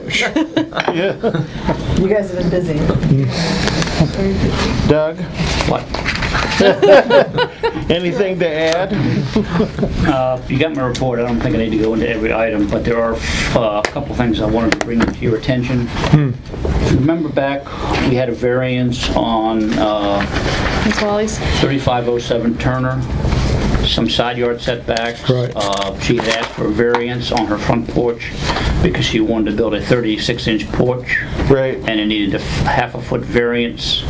So based on your discussion, they decided at the variance meeting to reduce the porch to 30 inches, which means they didn't need a variance. It was compliance. She called last week and wanted a final, I guess this week, wanted a final on it, so I went out and looked at it. Everything looked fine. She made one minor adjustment to the steps in the back, which I don't think it did not impact any codes, so it wasn't a big issue. But I measured the front porch and it's 35.5 inches from the front wall. I mentioned it to Ms. Metwally, and she said, well, her contractor was very careful and measured 29.5 inches from the soffit. And I explained to her, which I had explained to her before, every measurement's from the front wall, not from any other projections. That makes sense. So she's over by 5.5 inches from what was approved on the building permit. Can you explain how that measurement goes again? I don't know what that is. Soffit is apparently a gutter, It's an extension. and it extends out. On the underside of Very clear in the the eave. meeting, though. Yeah. This is the front wall. Look at him, he already has his drawing. That's the front wall, and that's the roof. The soffit is the piece that runs this way, that the overhang and the gutter are attached to. I don't know where she measured it from, because it's a horizontal line, unless she measured where it's attached to the house. But it's 5.5 inches too big, which is non-conforming because there was no variance. So, Which was very, very clear in that meeting that and she had actually submitted something with the first building permit, and I told her that they had used the wrong reference point to measure from. It had to be from the face of the wall, not from the overhang. Can her contractor come out and show you where 29.5 inches comes from, and then you can tell us whether or not you could agree with that in any way? No, because it's a waste of time. It's from the face of the wall to the edge of the porch, black and white. Well, I think that at some point, understanding that this is probably going to be annoying to them, is that they can either apply for a variance again, or they can saw the porch off. Their option. The other option is if they wait 2 or 3 months, it's not an issue. No, If- we did not. We haven't made, yeah. Might not be an We issue. pulled that out of this month's decision, right? The EBL calculation. Right, that's gone, and we don't know when So it'll it could be months come and back, months yeah. at this point. I don't have an answer, if you're looking for one. Well, Have you liked that? I'm looking at you like, okay, here are two options for her. Yes. Are those unreasonable? Those are the two options. Yes. No, they're not unreasonable. I mean, nobody wants to deliver the bad news, I understand that, but the fact is, you know, was here, we've gone through this with them. I mean, the only surprise is they went ahead and it's like, okay, well, that roof overhang, that's what we're going to use. They were doing that before. I think they saw it off or they apply for a variance. Okay. I told her I was bringing it to your attention and get back to her, so. Okay. And that's the last outstanding thing on the 3507. The improvement looks very nice, except for that one issue. The other issue is, and it's in my report, but we've noticed in the last 2-3 weeks that 4 different property owners have begun work within the village right-of-way without a permit or without a right-of-way license agreement. And we've contacted them now. We're in the process of requiring a bond and having them file for a village right-of-way license agreement, which Ron will have to record. What kind of work are they doing? 2 of them are walls, 2 of them are steps. And one's a rose bush. Oh, I'm sorry. One's a step, 4 rose bushes, and 2 of them are retaining walls, landscape wall and retaining wall. And Beth, can we make this like a hot topic or something in the next newsletter? Like the right of way. Do rose bushes require If they're over 12 inches. And they are. Oh. Here. Look at these. Those are the 4 pictures. situations. And have the folks at 3506 Turner been reminded they need These to... must be the rose bushes. Matt sent him an This email is the wall. this week. Okay. He's yeah. I mean, Terrace. he all he needs to do is get it notarized. He signed it and everything, and he scanned it and sent it to Tell him him. Beth's a I was going to say. Well, yeah, I did. I told him that all he has to do is come in here and sign the notary book, or if he wants, he can go to his bank or something like that. But we offer that as a courtesy to residents, but he hasn't come in yet. All right. But he's How does trying. that work? So if there's a right-of-way license agreement, what does that do exactly? It says, we're giving you temporary permission to put your structure, your hedgerow, whatever, in the right-of-way until such time as we determine that area is needed for a public purpose, and then we're going to compel you to get rid of it at your cost. Okay, got it. And that's necessary because the village has experienced that over the years, you know, as things get installed and get very large, you know, at that point it becomes very hard to enforce and to ask people to trim back, remove. I mean, but if you have an They agreement, think of it as their in place- property. It's much easier to enforce. Or if a utility comes through and needs to do some work in the right of way, then they're on notice that rose bush that came down, like, we're not replacing it, the utility's not. See, most people think they own the sidewalk, but if you look at the retaining wall they're building out now, the property line is actually 4 feet behind that face of that wall. Oh. So and actually they're replacing the wall that was already there, but it still requires a license agreement. So, I don't know if you want to maybe put something in a newsletter reminding people. Yes, we Yeah. Yeah, This happens like every 6 months. yeah. It's happened 4 times in Right. a couple weeks. Is there some other way that we need to be reminding people about the right of way, or can't, other than the newsletter? You can get out with some chalk line and just draw it down where everyone's property line is. Just to remind people. Yeah, well, I think it's important to put it in the newsletter. I think people are surprised when they see how far up the right-of-way goes. Yeah, And it varies street by street. Yeah, And right, even side by side. right. Okay. okay. That's it. Survey update. You've been working with the survey folks to find out. I've been leaving messages with the survey people. Right. That's what you mean. Let's not pay them until they start returning your phone calls. What's the problem? You all are due a update of the survey every year or every other year, and you pay a small bonus on that, which is actually saving you money. But the last one was done in 2014.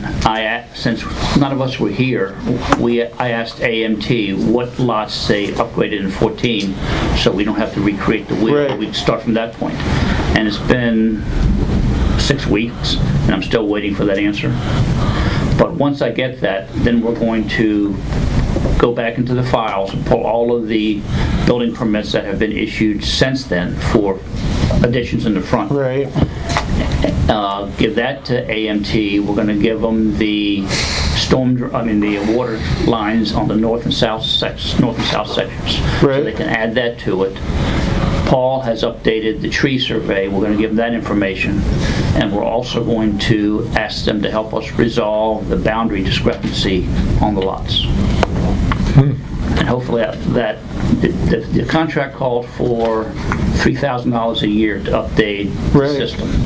But if you don't do it every year, they charge you 50% more. So you're actually saving $500 by doing it every other year, which is what we're doing. We've done in 14. And all of those things that you just listed would fall into the current contract as an update, or would those require amendments to the contract and additional funding? All of those are included in the contract, I believe, except the boundary survey contract, which I'm trying to keep everything, give it to them all at one time, and so we can maybe get at least part of that compensated.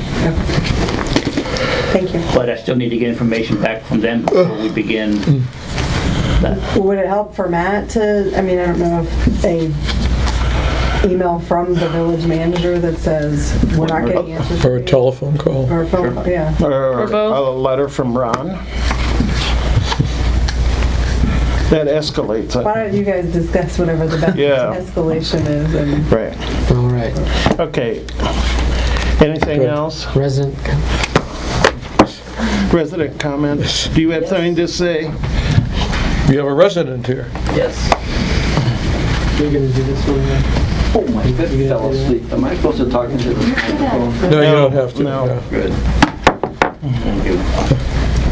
First question I have is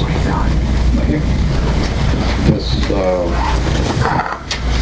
the water main replacement project, which has been ongoing in Martin's edition. Right, and they reported on that earlier, Yes, you but- heard. No, but the question I have is, going back 4 years ago, they did Oxford Street, and then they were supposed to continue here, and they didn't because they had a problem with Pinehurst Circle property people, and somewhere or another, the WSSC had to negotiate and get a resolution.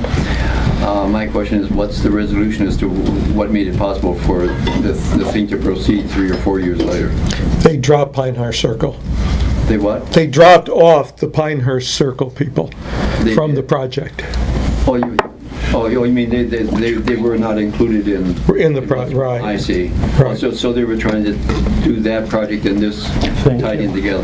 Right, and the Pinehurst Circle were rights-of-way running through the backs of their lots. Yes. And they were having a lot of legal difficulties working with it. They had to expand the right-of-way that they needed. Yes. And the legal, and people in Pinehurst Circle were opposing it, and so they said, just drop them off from the project. So that's what allowed the project to go forward. They dropped off Pinehurst Circle. Okay. What is RFP? Request for proposal. A request for proposal. Okay, all right. So how much money is it going to cost? Right. All right. In the presence of Mr. Lohmeyer, going back to my proposal for the removal of the boulders and the realignment of the curb, is the word that has gotten back to me is you can't change the curb because it'll take away the strengthening or support of the existing storm drain. The WSSC people that I've talked with said these storm drains can stand independently of their own, independent of support from the curbing.